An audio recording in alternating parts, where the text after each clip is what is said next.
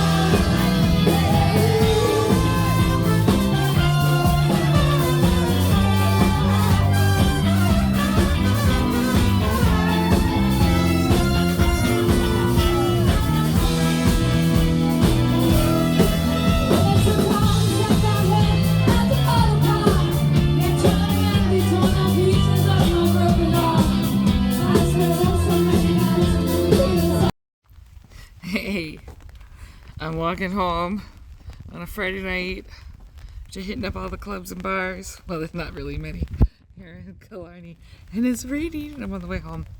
Yeah, here, I'm gonna send you a message.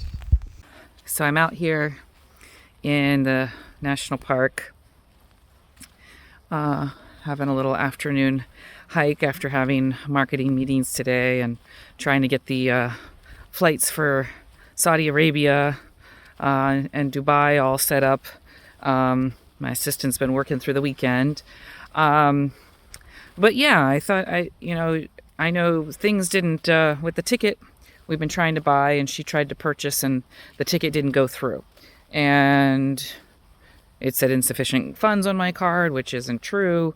And now it's on hold, and it's a frustrating situation for her, that she was, trying to get it done and it's not feeling well and all of this. And so, and I had a little conversation with my assistant about, the frustration that we often feel, or the anger when things don't go the way that we're wanting them to, and this is part of life, right? And especially with technology, so many things, glitches and go in a way that we don't want. And it's so easy to get caught up in the frustration and upset of the moment because we expected things to go differently. We wanted things to go differently. We expected them to go differently. And that's kind of where the glitch is. When we have expectations, this is something that I've learned recently this year, especially I think at the Tony Robbins Happiness Retreat, we really talked about how expectations guarantee our unhappiness. Because when we have expectations about how things should be, when they work out that way, then we feel great. But if they don't work out that way, then we feel terrible. We're frustrated, we're sad, we're angry. All of those emotions come because our expectations weren't met, right? And this is something that I'm still learning recently. Well, once we learn to let go of those expectations, and instead of getting those negative emotions in the moment saying, okay, this didn't work out as I wanted, as I'd hoped, but okay, this is a challenge. Let me go with it. And what can we do next? And what can we do next? And just taking one step at a time versus getting caught up in the what should have been or could have been scenario. Because when we do that, then we're guaranteeing that we're suffering. These are all things that I'm recently putting into practice in my own life after spending this last year, studying about these things, with the Tony Robbins Platinum partnership. But choosing to live in suffering really is a choice. It is a choice. So when we keep ourselves married to our expectations and to our blueprint of how things should be in life, and when we do that, then what we're doing is we're setting the moments of our happiness. Because when things match our blueprint, when things match our expectations, yay, we feel great, right? But then, as soon as it goes off course and things didn't go as expected or truly hoped for and all that, then we crash and we feel really bad. And so it's this roller coaster of emotions, right? And so the roller coaster of emotions is what isn't necessary. So if we start to let go of what should be, what could be, what we expect to be, and we start to be sad, well, this is what is. Maybe I would have liked it to be something else, but this is what is. What can I do with that? What can I do with what is? Can I help to better this? Can I help to fix it? Okay, well, let me just take one step at a time and see how that can be addressed. Okay, if there's nothing that can be done, then what is what is. So then you start to look around and say, okay, this is what's happening. It's not what I planned to happen, not what I wanted to happen, but because this is the reality right now, what else could I possibly get from this scenario right now? What else that if I had had what I actually wanted and hoped for, but now I don't have that, what else could I actually have right now that's something that I didn't even think about or I didn't consider? Or maybe something that I've done before and, I'd really like to do that again. And this gives me the opportunity to do that. Starting to look for the silver lining in every scenario. Because I'll tell you what, there's always one. If we don't lock ourselves in and are so married to, this is what should have been, this is what could have been, oh my gosh, it didn't happen and now I'm destroyed. I'll tell you what, that used to be me. That used to be me. Something could happen. Let's say we had a great plan for the day and then something happened and it's no longer happening.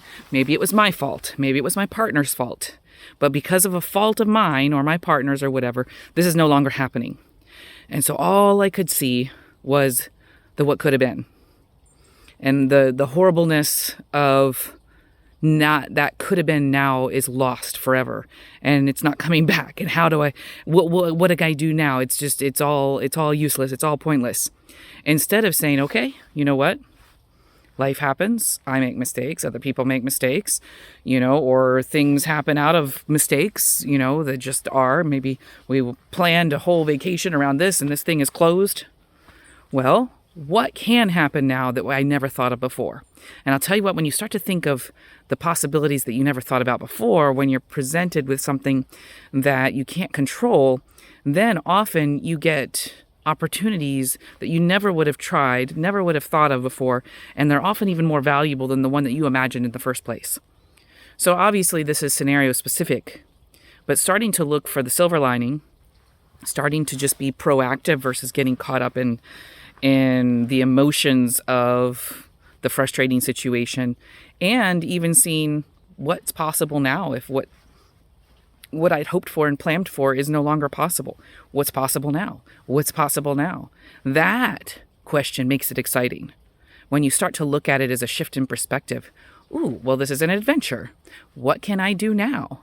What does that open up for me? I've got a whole day free now. My whole plan's gone. I have a whole, what can I do that I've always wanted to? I mean, you start to ask yourself these questions. Walking right in front of me. Kind of funny. Hello. Hello. Oh, these are the Sika deer. I heard one of the photographers out here told me these were a gift from Japan. So they're smaller than the other ones, but they also kind of reproduced exponentially. And I heard it cause some problems. Anything gifted in species, plants, animal, otherwise, seem to have horrific outcomes in their new environment. I don't know why people keep doing it. But it's probably before anyone knew better. But they are cute, I'll tell you what. These cute little butts. They got little spots on them. Hello. Hello. I see you too.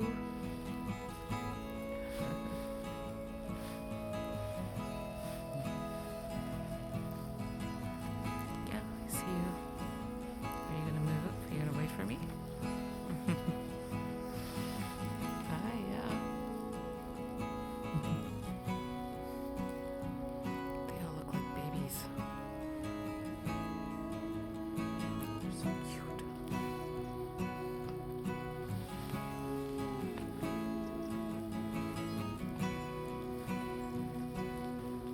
Yeah, I see you.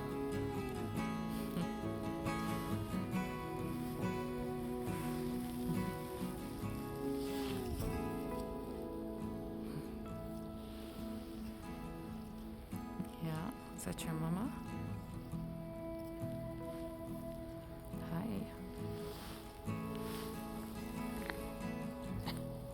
They're all just watching me. So funny. They're all just standing here watching me. You're so cute. Oh my gosh. Don't be so cute.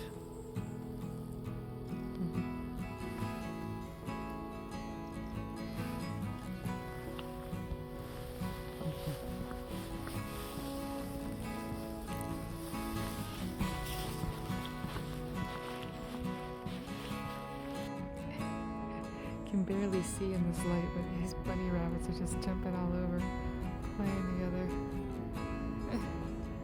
They just keep running around this tree. They're so funny. Animals are so funny. Ooh.